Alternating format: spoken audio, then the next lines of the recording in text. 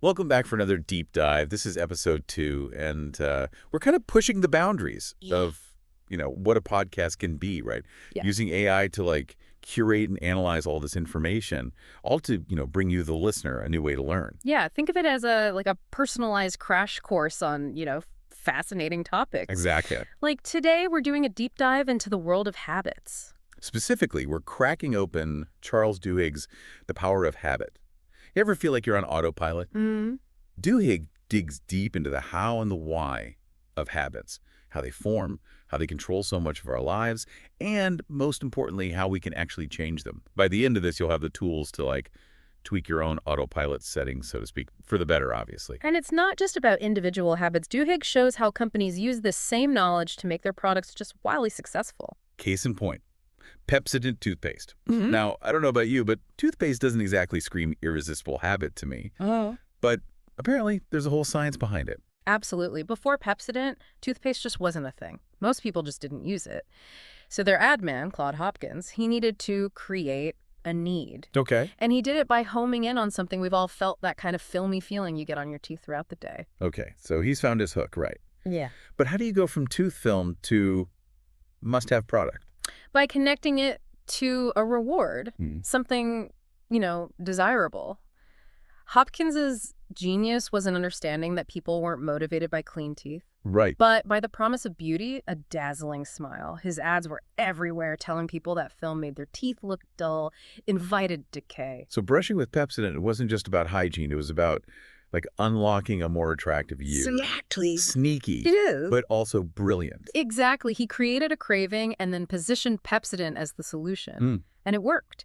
Sales skyrocketed. Pepsodent became a household name. This wasn't just luck. This was a calculated use of what we're talking about today, those cues that film on your teeth. And rewards, the promise of beauty to drive habit formation. Speaking of which, before we go any further, a huge shout out to today's sponsor, Jamai.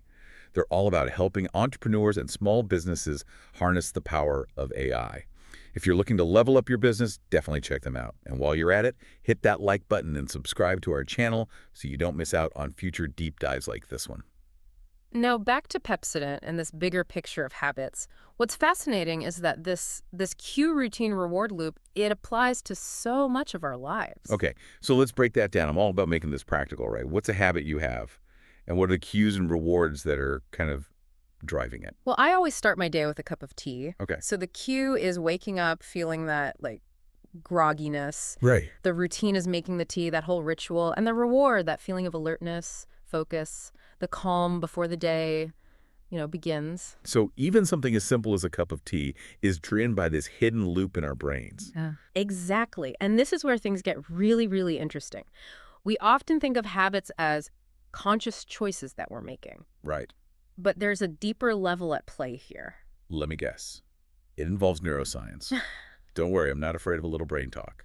Good, because there's this fascinating case study in Duhigg's book about this man, Eugene Pauly. Okay. He suffered damage to a part of his brain called the hippocampus, which is responsible for forming new memories. So he couldn't form new memories. That must have been incredibly difficult. It was. Every moment was like waking up for the first time. But here's where it gets really interesting from a habit perspective. Despite this severe memory loss, Eugene could still learn and remember habits. Wait, how is that possible if he couldn't form new memories? Because habits are governed by a different part of the brain, the basal ganglia. Think of it as the brain's autopilot. Okay. It takes over those learned actions so you don't have to think about them. Fascinating. So even though Eugene couldn't remember learning them, his brain was still encoding certain actions as habits. Exactly. Researchers had him do things like trace mazes or go for walks. He had no memory of doing them before, but he got better over time. Wow. This tells us that habits run deep, deeper than even our conscious memory. That's both incredible and a little scary. It's like if habits are that ingrained, how do we change the ones that aren't serving us? That's the million-dollar question, isn't it? And luckily, Duhigg doesn't leave us hanging. He provides a framework for understanding and changing our habits. And it all starts with understanding this habit loop we've been talking about. All right, so we've established that habits are powerful. They're ingrained in our brains, thanks to that basal ganglia, and they can be really tricky to change. But, I mean, where there's a will, there's a way, right? Absolutely. Duhigg, he really emphasizes that habits, as tenacious as they can be, are not destiny. They can be changed, and he kind of lays out this game plan for doing just that. He calls it the golden rule of habit change. Okay, I'm intrigued. What's the golden rule and how do we use it? Basically, it boils down to this. You can't simply eliminate a bad habit. You have to replace it with a new one. Think of it like, rerouting a river instead of trying to, dam it up entirely. That makes a lot of sense. So instead of just trying to stop doing something, you need to kind of find a new routine to fill that void. But how do you actually go about doing that? It can't be as simple as just deciding to do something different. Yeah, you're right. It's not quite that simple. But remember that habit loop we talked about? Right. Cue, routine, reward. Yeah. Duhigg's framework helps us break down and rebuild that loop. Okay, so walk me through this. Let's say I want to break my habit of grabbing a sugary snack when I hit that afternoon slump. What's step one? First, you need to identify the reward that's driving the habit. Okay. So is it the taste of sugar? Is it a quick energy boost? Or is it just, a break from work? This takes, some honesty with yourself. Right, because if I just swap the cookies for carrot sticks, but I'm really craving that sugar rush, it's probably not going to stick. Exactly. Once you understand that craving, then you can experiment with different rewards. See if you can, satisfy it in a healthier way. Maybe a quick walk outside for fresh air, a change of scenery would provide that same energy boost. Or maybe a piece of fruit with some nut butter would, satisfy that craving for something sweet. So the key is to experiment until you find a reward that truly satisfies the craving, but in a way that aligns with your goals, right? What about the cue? That seems like a pretty crucial part of the equation. Absolutely. The cue is what triggers that habit loop in the first place. In the case of your, afternoon snack, what's the cue? Is it a certain time of day, a feeling of boredom, restlessness, or maybe even just seeing the snack drawer in your kitchen? Probably a combination of all those things, to be honest. But let's say, for the sake of this example, the cue is 3 p.m. hitting and me feeling that afternoon slump. Okay. So now that you've identified the cue, you need to find a way to disrupt it or change your response to it. If 3 p.m. is the trigger, maybe schedule a quick walk with a coworker for that time or set a reminder to get up and do some stretches. Anything to break that automatic association between 3 p.m. and snack time. So it's like rewiring the automatic response. Mm-hmm. I'm starting to get the picture here. Identify the cue, disrupt the association, find a new reward that truly satisfies the craving. Seems straightforward enough in theory, but I can imagine willpower playing a huge role in all of this. I mean, those cravings can be pretty powerful. You're absolutely right. Willpower is a critical ingredient in habit change, and unfortunately, it's not an unlimited resource. Oh no, not another case of limited willpower. Isn't there anything we can do to boost it? Well, the good news is that willpower itself is a habit. Really? Like any other habit, it can be strengthened through practice. So it's like working out a muscle. The more you use it, the stronger it gets. Exactly. Duhigg points to research that shows that regularly engaging in activities that require self-control, like sticking to a budget, maintaining an exercise routine, or practicing mindfulness, it can actually increase your overall willpower capacity. So even small acts of self-discipline can add up to greater willpower over time. That's encouraging. It is. And Duhigg also highlights something called inflection points, which are basically moments of significant change or upheaval in our lives that can actually make it easier to change habits. Inflection points. Yeah. Sounds kind of dramatic, but also it could be helpful. They can be both. These are times when our routines get disrupted, like starting a new job, moving to a new city, even just going through a breakup. Okay. These disruptions create this window of opportunity for establishing new habits because those old cues and associations, they're weaker. Sounds like hitting the reset button on your habits. You have a chance to consciously choose new behaviors. Precisely. Of course, we're not suggesting you go looking for a crisis, but being aware of those moments of flux in your life can help you capitalize on them for positive change. That's a great point. Okay. So we've got the habit recipe, right? We identify the cue, experiment with rewards, have a plan, and be aware of those inflection points. But Duhigg, he also talks about something called keystone habits.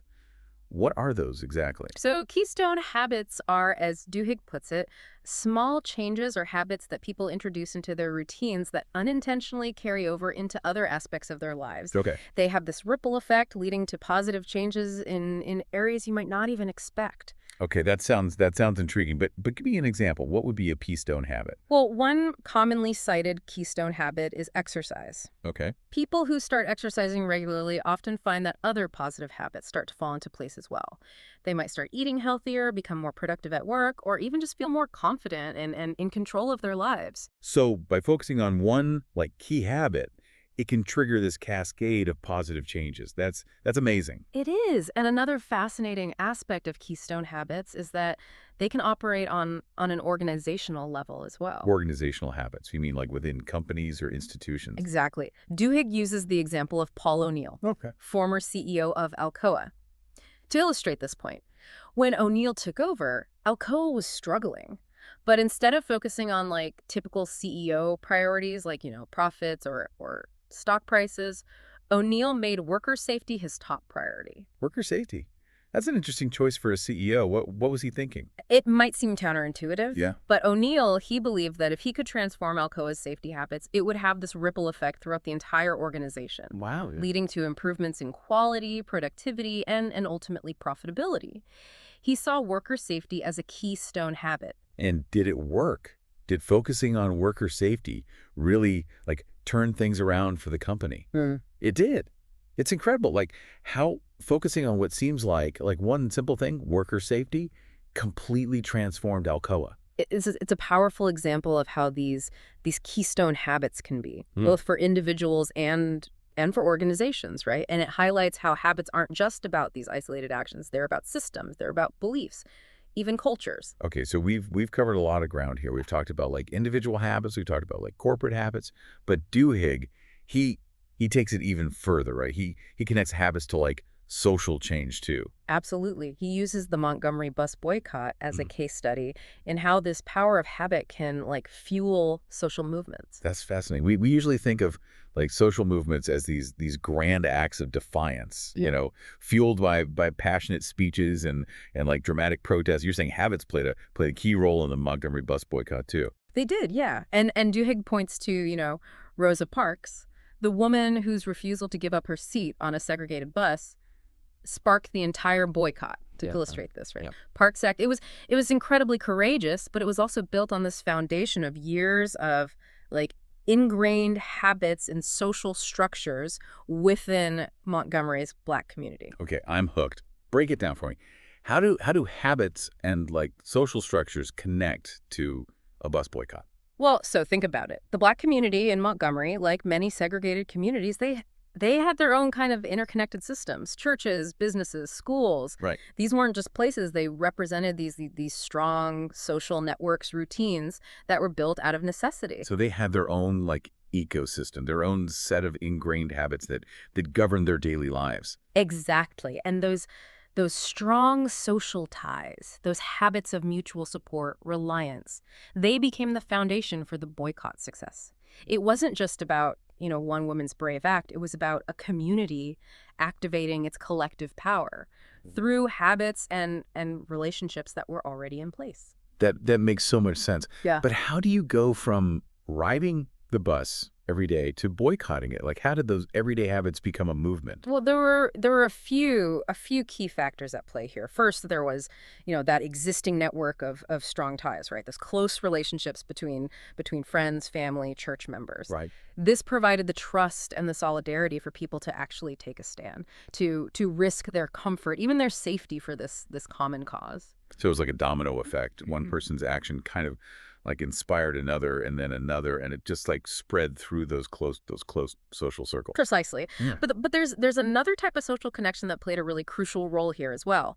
Weak ties. Yep. These are your acquaintances, the people you might see at church or in the neighborhood, but, don't interact with on a daily basis. Okay. So how did those weaker connections contribute to the boycott?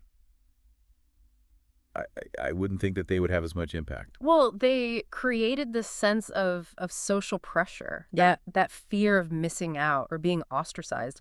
When you saw your neighbors, your fellow church members, your coworkers all participating in the boycott, it became harder to stay on the sidelines. You didn't want to be the one breaking the social contract, this unspoken agreement that, this is what we do, this is who we are. It's like everyone's individual habits, amplified by both their close circles and that wider community feeling, all kind of came together to create something much, much bigger. Exactly. And the boycott organizers, including Dr. King, were brilliant at leveraging those social dynamics, right?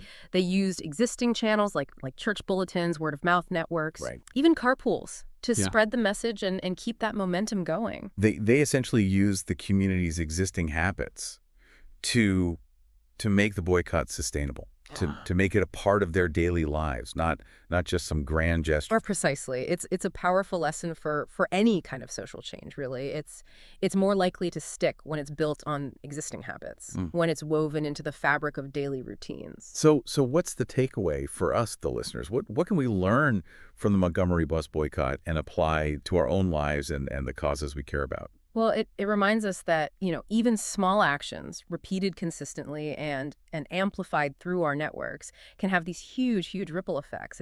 It's about finding those keystone habits of activism. Okay. Donating to a cause, volunteering your time, even just talking to friends and family about issues that are important to you. It's about making our voices heard and our actions count however we can. Not just grand gestures, but cultivating those everyday habits of engagement.